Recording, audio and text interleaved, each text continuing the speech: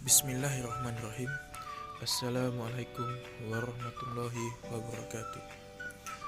Perkenalkan, nama saya Hairul Hambali dari kelas BAI 4G. Di sini saya akan menjelaskan tentang pembelajaran quantum learning. Pada model pembelajaran quantum learning, di sini kita akan membahas yang pertama, pengertian menurut para ahli. Yang kedua, karakteristik model pembelajaran. Yang ketiga, langkah-langkah model pembelajaran. Yang keempat, kelemahan dan kelebihan model pembelajaran. Dan yang kelima, contoh video pembelajaran. Selanjutnya, quantum learning menurut para ahli. Yang pertama, menurut Bobby DeForter dan Mike Hanersky, quantum learning adalah kiat petunjuk, strategi, dan seluruh proses belajar yang dapat mempertajam pemahaman dan daya ingat, serta membuat belajar sebagai suatu proses yang menyenangkan dan bermanfaat. Dan menurut Ahmad dan Zoko, quantum learning merupakan orkestrasi bermacam-macam interaksi yang di dalam dan sekitar momen belajar atau suatu pembelajaran yang mempunyai misi utama untuk mendesain suatu proses belajar yang menyenangkan dengan menyesuaikan tingkat perkembangan siswa. Interaksi-interaksi ini mencakup unsur-unsur untuk belajar efektif yang mempengaruhi kesuksesan siswa. Selanjutnya, karakteristik model pembelajaran. Yang pertama, berpangkal pada psikologi kognitif. Yang kedua, bersifat humanistik. Dan yang ketiga, bersifat konstruktivistis. Yang keempat, memusatkan perhatian pada interaksi yang bermutu dan bermakna. Yang kelima, menekankan kealamiahan dan kewajaran proses pembelajaran. Yang keenam, mengutamakan keberagaman dan kebebasan sebagai kunci interaksi. Selanjutnya, langkah-langkah model pembelajaran. Yang pertama,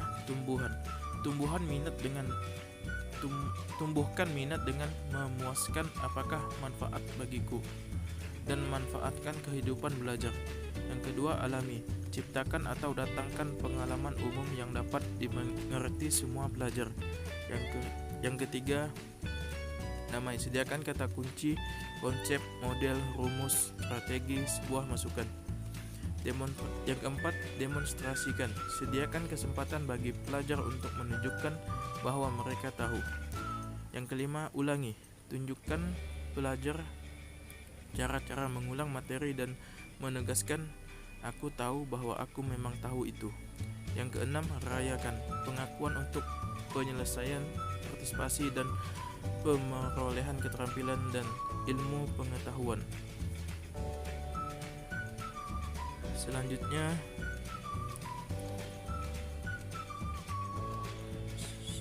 kelemahan dan kelebihan. Yang pertama, kelemahan.